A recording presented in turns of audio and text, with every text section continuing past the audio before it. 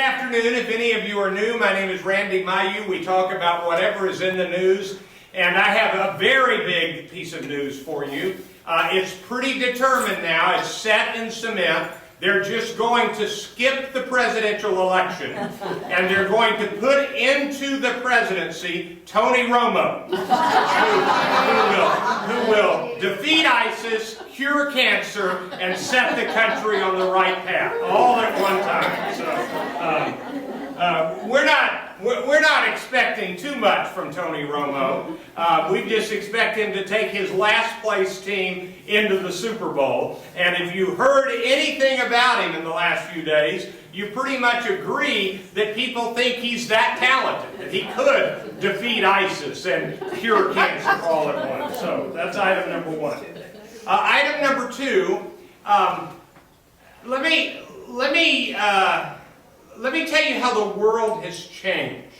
And this is very tangible in what you call anecdotal data, but it's backed up by real data. So I'm going to ask you a question. I'm going to give you three options. Scott Pelley, CBS Evening News, David Muir, ABC World News Tonight, Lester Holt, NBC Nightly News, or none of the above. I want everybody to vote. How many of you watch Scott Pelley? How many of you watch Lester Holt? How many of you watch David Muir? And how many of you watch none of the above? Okay. That's a way the world has changed. Because in the past, everybody watched Walter Cronkite. And what that means is everybody got their news from the same source. And he was, if you'll remember, the most trusted man in America. I asked my college students that question this morning, and out of the entire classes that I had, one student knew that one of those three had a nightly news program. They did not know, only about 4 or 5 students even recognized that they had heard the name. They did not know what their jobs were. And what that means is college students are not getting their news from a source that other people are getting their news from. Everybody gets it from a different website on their phone. And it's all on their phone if they pay any attention at all. So you put all that together, and no wonder we are divided. We don't even know the same stuff. How many of you listen occasionally to NPR, 90.1 KERA? It is the best source of news, except for one.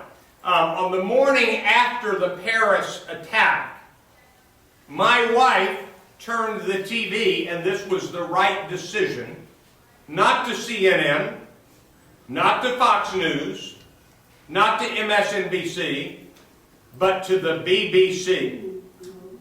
That was the place to get the best actual objective news reporting from the attacks in Paris. By the way, right now, apparently, they have just found a suicide vest in a trash can. Yes.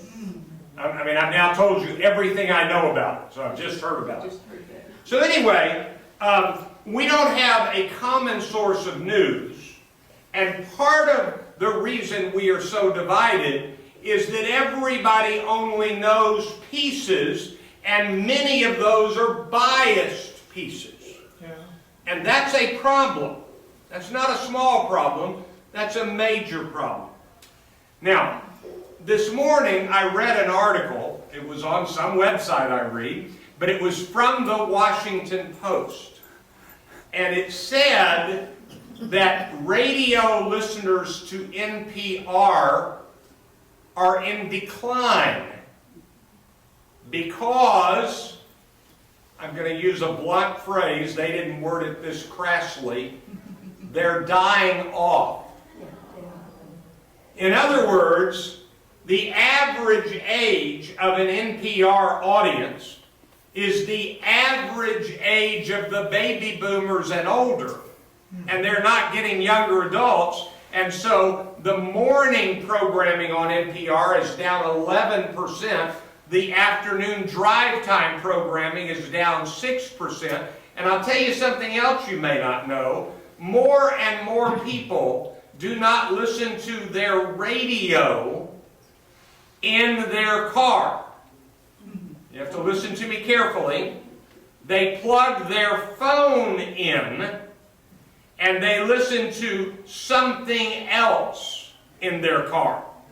It might be a station on something called satellite radio. It might be a music station on something called Pandora or Apple Music, but they don't listen to radio.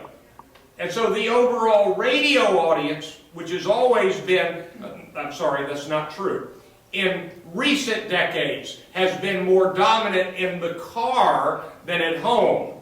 The TV replaced the radio at home. That audience is dropping overall. So, let me give you an example. The #1 comedy on television right now is a comedy called Big Bang Theory. It's #1 in the ratings. They're making a fortune off of it. It's very funny. The average weekly audience is 16 to 17 million. The average weekly audience to All in the Family in a nation that had a smaller population than today was 40 to 50 million. In other words, everybody watched All in the Family, everybody watched Ed Sullivan, and only 16 million watched Big Bang Theory, and it's a big hit. That's the way the world has changed. By the way, this morning on NPR, they had a segment with Yitzhak Perlman, who is 70 years old, and he was 13 years old when he first played the violin in the United States on the Ed Sullivan Show. And if you're not aware of this, he has now had a little fun on his own Facebook page playing music, get ready, with his blender. Okay. All of that was introduction. Anybody want to ask about Tony Romo, television audiences, radio audiences, etc.? Yes? You didn't mention, what about Reuters? Reuters is a very fine news source. They don't have a cable channel. So I was referring to watching the BBC, but you are right. I have checked and read Reuters, and Reuters is a very reliable journalism entry. We used to have one called UPI, United Press International. And it was UPI and Reuters and AP. Now it's pretty much AP and Reuters. So you're exactly right. But the difference is Reuters and AP are predominantly, how do I word this, providers of news. It's not that you read Reuters magazine. It is that newspapers and news sites use their news. They pay a fee for that. That's primarily Reuters, although they do have some things on their own website. So, and you've got some connection with somebody with Reuters, right? No, I watch it. You watch it? There is an application, Apple app. Oh, not on TV, but on your phone. No, it's on my television. On your television? Really? I have Apple TV. Okay, so it's Apple TV. And I've got Apple TV, but I didn't know that. Okay, so there we go. Now, let me explain about speaking. I can build up and then make my point, or I can make my point and then explain. So, I've decided, reluctantly, that it would be better to tell you and then explain. So get ready. ISIS is terrible. We're about to do some serious looking at ISIS. It's about time. The Republicans are wanting to blame Barack Obama for the current danger and successes of ISIS. If you blame Obama, then you're giving permission to blame President Bush for his mistakes. And so I have a comment to make. President Bush made mistakes about what became ISIS. And President Obama has made mistakes with ISIS. And I think that ISIS is really a new problem in world history. And it's not fair to blame either President Bush or President Obama. We're trying to figure out what to do. So at the moment, I'm kind of weary of the attacks on President Obama, especially from people who don't know the history of what President Bush did wrong also. But I want you to know that I don't blame President Bush for ISIS. And I don't blame President Obama for ISIS. I think ISIS is A, very bad people, and B, in a very unsettled region of planet Earth. So with that understanding, let me launch into some discussions. Number one, you know, it's hard for us to remember this, but Syria and Saudi Arabia, now let me explain, those pieces of land have been there a very long time.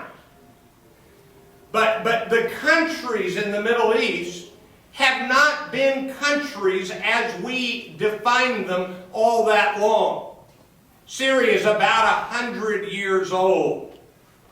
If you're not remembering this, at the end of World War II, there was something called a partition that created the modern day state. That's not true. It created a place in Palestine where Israelis could be, and then they had a war between the Israelis and the Palestinians in 1948, and that was when the modern day state of Israel landed. In other words, you know, the United States is now, this is hard to believe, one of the older countries. We're one of the older countries in terms of the current configuration of government. All right, I'm going to oversimplify, but we're gonna call this the bad guys. Right here. And when you look at the bad guys, we're going to start with a group called Muslim Brotherhood, which goes back many, many decades, kind of origins in Egypt. And in reality, we have to go back to the, I think it's 1800s, to a man named Wahhab, who was the restorationist, wanting to restore Islam to its proper fundamental state, and out of that came Wahhabi Muslims that are dominant in Saudi Arabia. It is true, and we need to remember this, that the government of Saudi Arabia condemns unquestionably Al-Qaeda and ISIS, but there are wealthy individuals in Saudi Arabia who give money to and support Al-Qaeda and ISIS. So the government condemns, but wealthy individuals support and finance. The most famous wealthy family that probably did financially support Al-Qaeda was a family named Bin Laden. And the Bin Laden construction company, owned by the current patriarch of the Bin Laden family, is worth a mega fortune. It is the construction company of the royal family in Saudi Arabia, and they got basically all of the contracts in Saudi Arabia. for decades. And so it is this is from Carmen bin Laden, who is the divorced wife of Yeslam bin Laden, one of the brothers of Osama bin Laden. And Carmen bin Laden said that it was simply inconceivable that the bin Laden family would have cut off the finances to their favored son, Osama. So they would have found a way to get money to him in the mega millions. But where we stand right now is that there are no governments that are, how do I word it, supporting and endorsing and praising ISIS. ISIS is not a praised entity by any existing government. Now, I'm trying to remember, did I go last week through ISIS and ISIL and Daesh? Was that here? Yeah. All right, so you remember what I'm going to use is the phrase ISIS, but it's IS or ISIS or ISIL or Daesh. Those are 4 different names, and I won't do that again today. So with Muslim Brotherhood as kind of the modern beginning of the bad guys, we go to Al-Qaeda, which was kind of the next version down, and this is the group that Osama bin Laden led, and still exists strongly. And so Al-Qaeda had a little offshoot called Al-Qaeda in Iraq. We search for terminology. That there is no Al-Qaeda with everybody lined up on the same page taking orders. They sort of say, hey everybody, if you agree with us, go plan your own attacks. But Al-Qaeda also planned some of their own bigger attacks. The biggest one ever was 9/11. And so you've got Al-Qaeda who's planning attacks, but you've got Al-Qaeda in Iraq that wasn't happy with the speed with which and the scope of which the attacks were coming, and ultimately Al-Qaeda in Iraq formed another group called ISIS. And then in the midst of ISIS and their formation, and I want to get this just right, so hold on.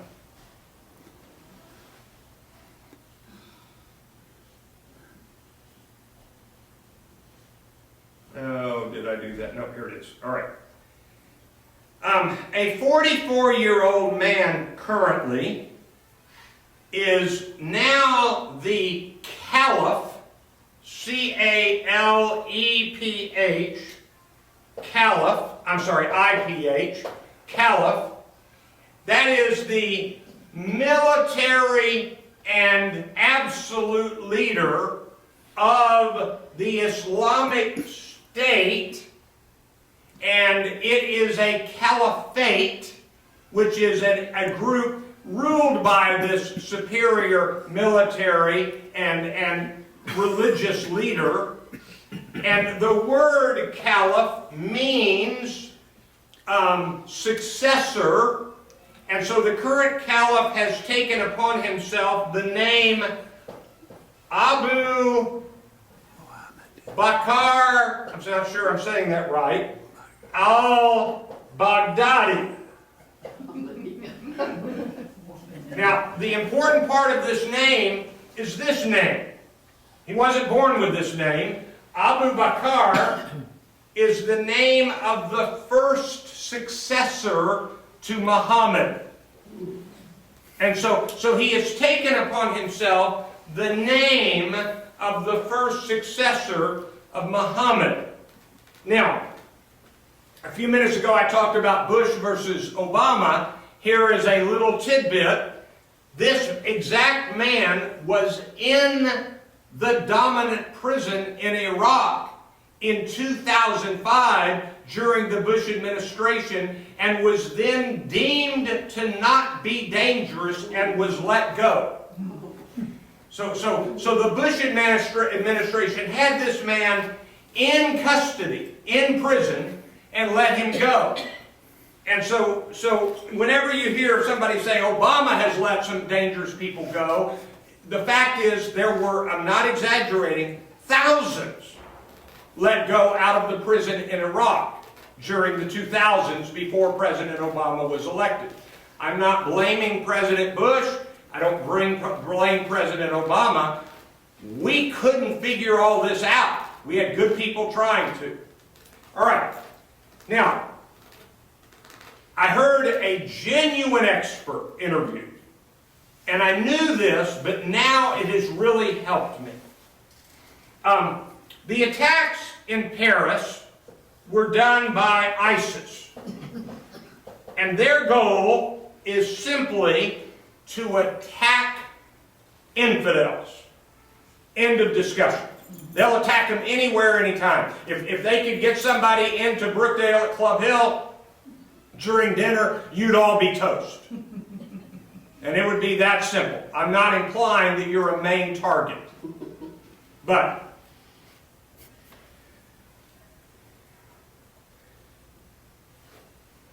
I'm really probably, I think we're going to have another attack on our soil.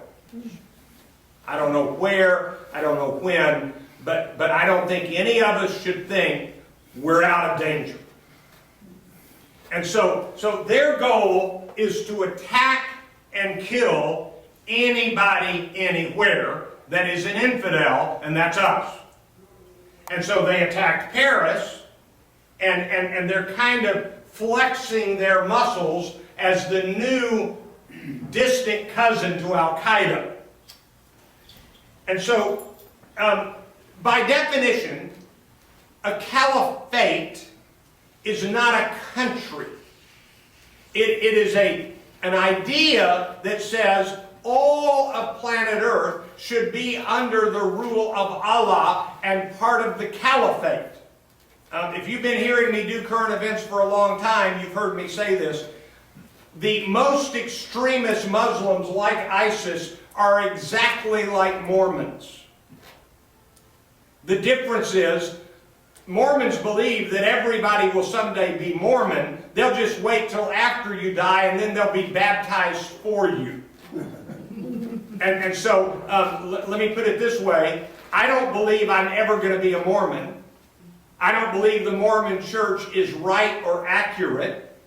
But I do think it's likely that after I die, somebody at some point is going to be baptized on my behalf and make me in their ledger book a Mormon. And I hope I can say this in a way that isn't offensive. I don't much care. I'm going to be dead. and so there are Jewish people, legitimately so, who are extraordinarily offended that Mormons have been baptized in the name of the Jewish people, making them Mormon after the fact. And by the way, they do have a verse in Scripture that backs up their belief. It's just that nobody can figure out what the verse means. It's in 1 Corinthians, and it says, being baptized for the dead. So it's kind of a weird verse. All right. ISIS, on the other hand, as a caliphate, with a caliph as a leader, this spiritual leader, they believe that someday everybody will become Mormon. I'm sorry, Muslim. Just like the Mormons believe that everyone will become Mormon, the Islamic State believes that everyone will someday become Muslim, and if you don't, they'll just kill you. So you can see why I prefer to become a Mormon after I die than to become a Muslim, instead of being killed. Now, this is where it gets interesting. So the first thing is, there is no border limitation to ISIS. They don't believe that their job is to turn Iraq into the right kind of Muslim, or to turn Syria into the right kind of Muslim. They want to turn Garland into the right kind of Muslim. And they want to turn every corner of planet Earth into the right kind of Muslim. And if you don't become the right kind of Muslim, and by the way, if you said you did, they wouldn't trust you anyway. But even if they just want everybody to become the right kind of Muslim, or they'll kill you, because if you're not the right kind of Muslim, then you're leading other people away from being the right kind of Muslim. So that's their belief. Now, with that understanding, and this is where I learned from this expert, ISIS is equal opportunity killer. And by the way, they have killed far more Muslims than they have killed non-Muslims. By far. Whereas Al-Qaeda has a much narrower view of who to kill. Now this is kind of complicated. You remember the attack in Mali that occurred the other day? In Mali, that attack was, from every indication, from an arm of Al-Qaeda. And they went through the hotel and basically asked everybody, "Are you Muslim?" Now, I don't know what test they gave them, but I'm guessing that everybody would have said, "I'm a Muslim," so they had a test, but I don't know what the test is. And so they walked up to everybody, and they let Muslims go. Even though the Muslims were involved in a hotel stay, with infidels staying in the hotel, they're not as rigid as ISIS. And here is the big difference between Al-Qaeda and ISIS. ISIS wants to kill every infidel. Al-Qaeda only wants the infidels away from Muslim sacred land. And so Al-Qaeda attacked us in the United States on 9/11, not for the specific purpose of killing us, but for the purpose of saying, if you'll get out of Saudi Arabia and our region, we'll quit attacking you. And so their complaint was infidels on Muslim sacred land. Now, in case you can't tell, I think both of these are awful. But if you had to say, is one more awful than the other, the answer is ISIS is more awful than Al-Qaeda. And so that's kind of the way to look at this in the moment. And so the next question you ask is, how do you defeat this group? And the answer is, I don't think anybody, I don't think Bush, I don't think Cheney, I don't think David Cameron, I don't think France, I don't think the United States, I don't think Obama, I don't think any of us has figured it out. Because, now this is important, everything we've done so far has helped them recruit more bad people to their side.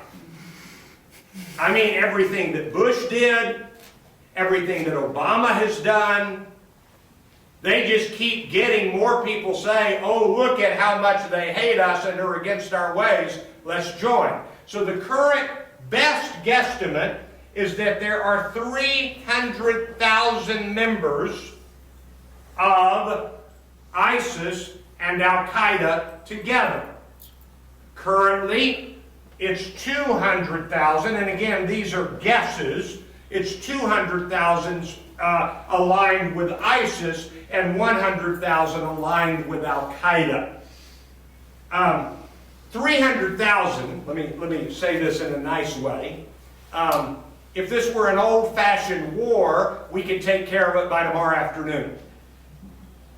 You know, if they had tanks and camps and they lined up to shoot us, we've got modern warfare technology, we would be able to take care of them by tomorrow afternoon. I remember back in the Cold War when we were worried about the buildup of the Soviet Navy. Anybody remember a magazine called U.S. News and World Report? All right, there was a column in U.S. News called Washington Whispers. And so this would have been, of course, before '89, before the fall of the Berlin Wall. So probably early '80s. I'm not going to guarantee I'm in the right 5-year block, but probably early '80s. There was a lot of being written about, we're worried about the Soviet Navy. And in Washington Whispers, one of our top admirals, who would not give his name, that's what Washington Whispers was, it was verified information, but anonymous, kind of anonymous. And so this admiral said, if we had a full-fledged war with the Soviet Union, we would sink every one of their surface ships in one afternoon. In other words, our technology was so good that we could put a missile right on a surface ship anywhere in the world and it wouldn't miss. And that was in the 80s. That was in the 80s. So this morning, if you haven't read this news, we and France together destroyed 281 oil trucks of ISIS this morning. Apparently, we didn't miss any. We apparently dropped the leaflets 45 minutes before the attack that basically said, trucks are coming through here, we're going to destroy them, get out of the way to save your life. That was 45 minutes early, and then 45 minutes later, we destroyed 281 oil trucks, oil tanker trucks. All right, so the problem is not, yes? Have you got any comment of why we're destroying their oil trucks now? Yeah, we should have done it earlier. It turns out that we were destroying some of them earlier, but not enough, and not in this massive a way. But you are right, we should have been destroying them earlier. So I want you to know that I agree with that. So the reason it's important to destroy their oil trucks is they're selling, anybody remember what hot oil was in Texas? Hunt and Murchison and Richardson and Cullen would drill in the middle of the night and transport the oil and sell it off record because the government didn't want them drilling at night. And so that was hot oil. That was called hot oiling. Well, ISIS oil isn't allowed, but there are people who are willing to buy it because you can buy their oil at $30 a barrel instead of the higher price. And so we now successfully destroyed 281 of their trucks, and this is going to be hitting the ISIS money path. By the way, let me step over here. Anybody remember All the President's Men? Remember the famous line, follow the money? I just finished reading a book about the Mexican drug cartels and the way they launder money. So I may make somebody mad in here. Is there anybody in here who's ever been to the horse races at Lone Star Park? Hold your hand A couple of you in the back, okay. It turns out that one of the ways drug cartels launder money is they buy racehorses and sell them not for the purpose of buying and selling racehorses, but to launder money. Isn't that interesting? I didn't know that. So there was some big winner at Lone Star Park that was really part of a money laundering scheme with the cartels. So anyway, backing up. So what we now have is we are able to destroy the trucks, but in order to actually tackle all 300,000 of these people, we would have to go in with what they call boots on the ground. And we tried that in the 2000s in Iraq, and the ultimate result of that was, this is really something, Iraq became more divided, and it created more of a following for Al-Qaeda in Iraq. Let me see if I can explain this. Saddam Hussein was a Sunni. what's the guy's name? Starts Maliki. Maliki, who became the leader of Iraq, was a Shia. Shias are the majority in Iraq, but Sunnis are the majority in the world, by far. And so Shias are the majority in Iraq, and after Maliki became president, he basically, and this was one of the big mistakes we made, you remember after we dethroned Saddam Hussein, we disbanded his army. And that means all of his army, which was predominantly Sunni, in a Shia country, all of his army were immediately out of work and not hireable. And so now the Iraq army is 95% Shia, and that angers ISIS that is Sunni. I told you last week, we don't even understand Sunni and Shia and Muslims. But the reality is that many of the steps we've taken to attack ISIS has actually helped get them more recruits. And so nobody knows how to fix this. Nobody knows how to fix this. That's the new stuff I've learned in the last week. But the most important thing I've told you up here, and I think it's important, is for us to understand that ISIS wants to kill infidels everywhere. And that's why they've become more dangerous, because Al-Qaeda just wants to get rid of infidels off of sacred Muslim land. Okay, who's got any more questions? Yes? We're trying to win their minds and hearts. Is that Yeah. a joke? Yeah. We're trying to win their minds and hearts, and one of our problems, let me tell you about a relative I've got. I've got this relative who believes that anybody who doesn't want to be a Texan is just stupid. And I hate to tell you this, there are some people in this country who don't want to be a Texan. And we as Americans have this sense that everybody wants to be a country like America. And by the way, we do have the best economy. But I'm going to give you a little tidbit. This is really interesting.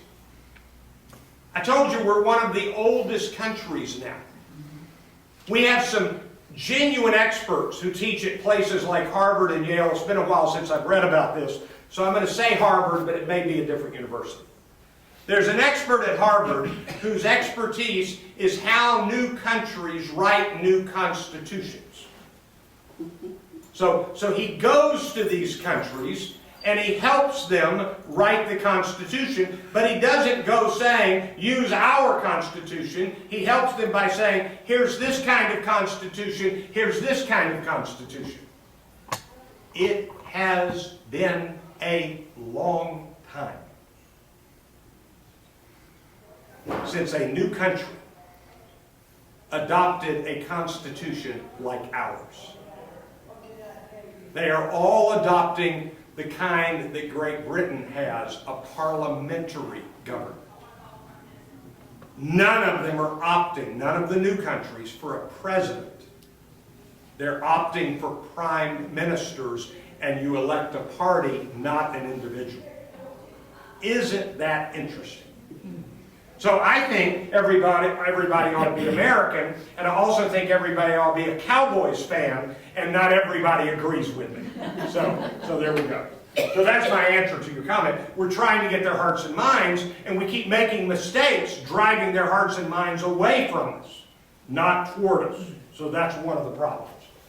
Okay, so there's that. Now you want to know the current politics. But one of the things that I hope you will do is be careful about blaming all of this on President Obama. Has he made mistakes? Absolutely. But this is not a problem. I only went back to the Muslim Brotherhood. I don't know if any of you remember your history well enough to something called the Crusades. And the reality is, Muslims have been fighting each other, and Muslims have been fighting non-Muslims, and Christians have been fighting Muslims for a very long time. Now, yes?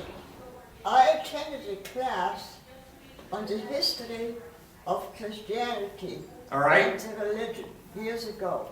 It had nothing to do with the message. And this class said we're moving in cycles of 500 years. Yeah. One comes up, one comes down. That's right. And unfortunately for us, we're in the cycle where the Muslims trying to come up. Yeah, that's right. So there have been cycles, and if we were to take the same critical eye to Christianity as we do the Muslim faith, well, let me just make two comments. Do you have any idea how many Christians killed how many slaves in this country? And do you have any idea how many in a rigid hierarchy approved of hiding the fact that sexual assault and rape be hidden within the last 30 years? So Christianity is not flawless either. But at the moment, don't kid, I mean, I'm not kidding myself and you're not kidding yourself. At the moment, the baddest of the bad guys are ISIL. And they're trying to kill everybody. So I'm not watering down their badness. They're very bad. I wish we had a way to stop them. And I think we're trying. By the way, taking it politically, Dianne Feinstein, who is a Democrat from California, has stated today that Barack Obama has not done the things that needed to be done or done enough to defeat ISIS. That's today. That's Democrat versus Democrat. And by the way, I could give you a longer list of Democrats who have said that President Obama hasn't done enough. Okay. Now, so let's get to our politics.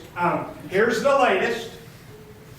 I've already told you that on the Democratic side, Hillary Clinton is pretty wrapped up. Unless something dramatic happens, she's going to be the nominee. The latest polls put her even farther ahead, and Bernie Sanders will not catch her for the nomination unless something unforeseen and dramatic happens. On the Republican side, I'm going to quote something to you. It's from a political science professor. I didn't print it out, but he's a professor at a major university. And he gave 9 reasons, and he said, with all 9 of these reasons pretty unanswerable, will someone please explain to me why Donald Trump is not going to be the nominee for the Republican Party? It is beginning to look like, stronger than ever, Donald Trump might be the nominee, is likely going to be the nominee of the Republican Party. Now, you can say, Randy, that's ridiculous, but all we really have to go on at the moment are the polls. And in these days, you take all of the polls and you average them. Right now, Ben Carson is in decline, and already you've had a little uptick and a slight downtick for a guy named Marco Rubio. The only guy that's staying at the top and consistently staying at the top, and at the moment he's on a little uptick, is Donald Trump. Now, the experts are all saying it still can't be Trump, and so they are now saying Carson will not win, and so it's either going to be Rubio or Cruz. It won't be Jeb Bush. He will not win, and so it's going to be Trump or Rubio or Cruz, and I'm beginning to shift my thinking. I'm going to quit using the word the experts think. I think I'm going to use the phrase the experts' wishful thinking hope that it's going to be Rubio. They're afraid it's going to be Trump, and they're equally afraid it's going to be Cruz. But if you corner me today, I'm on the verge of saying that unless something goes wrong, Donald Trump's going to be the Republican nominee for president. Yes? Well, he said again he might run independent today. Yeah, that's right. It's a threat. He says, I'm willing to run as an independent. By the way, there is no statement that Donald Trump can make that scares people off of it. In this room, I said 3 months ago, quoting all of the experts, Donald Trump is finished because he had stated that John McCain was not a true war hero. Anybody remember that? Well, he weathered that just fine. Here's what he said in the last 48 hours. Number one, maybe 72 hours. Number one, we need a registry for every Muslim in the country. Now, he has said, I didn't say it quite like that. He came close to saying it quite like that. Number two, this is pretty astonishing. At one of his events a day or two ago, some of his supporters beat up a black protester. And he stated that person got what was coming to him. So he, in essence, supported beating up a protester. It's beyond my comprehension, except it's Donald Trump. Nothing is beyond my comprehension. And then he said a day or so ago that when 9/11 occurred, and this is the direct quote, thousands upon thousands of residents in New Jersey were applauding the success of the attack in New York. Meaning, there are a lot of Muslims in New Jersey, and they were applauding the success of the 9/11 attacks. He said that. And so every news entity has gone in. He said, I saw it on television. That's what he said. I saw it on television. So, Washington Post, New York Times, all sorts of other entities have gone in search of the video that he said he saw.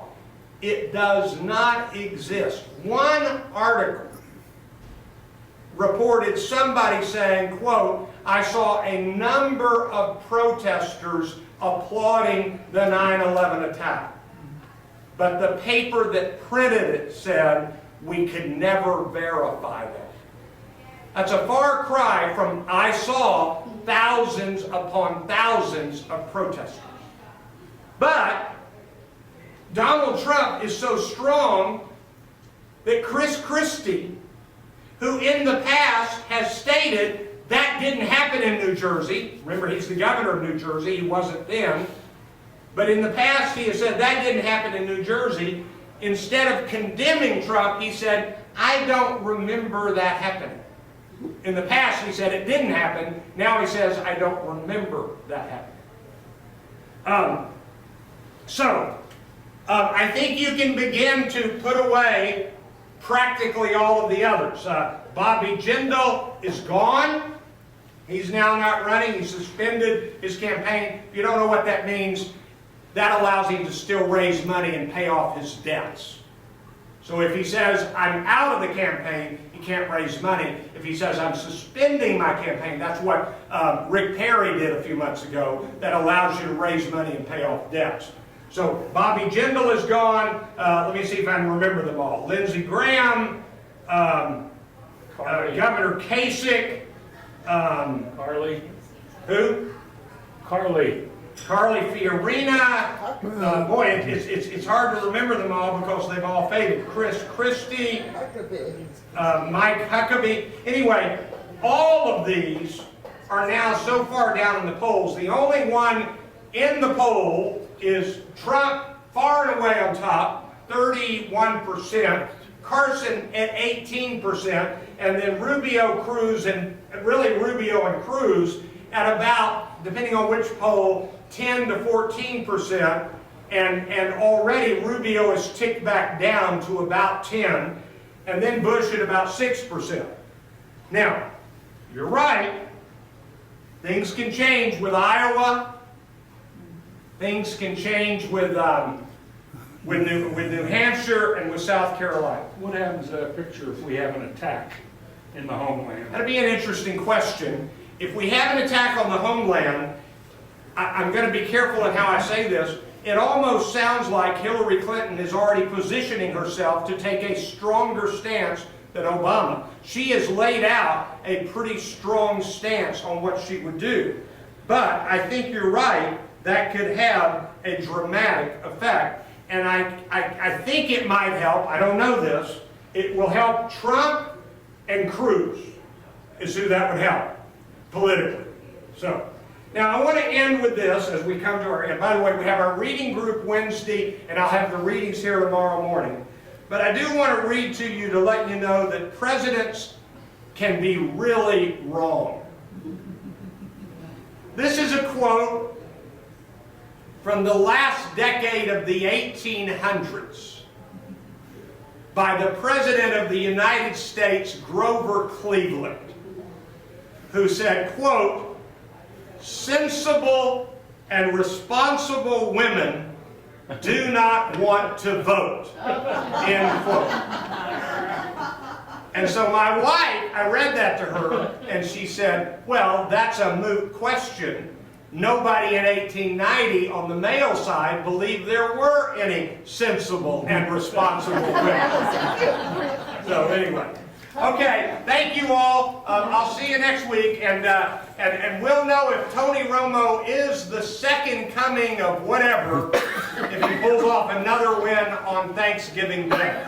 Happy Thanksgiving. And you're sure you're going to have a meeting on Wednesday before Thanksgiving?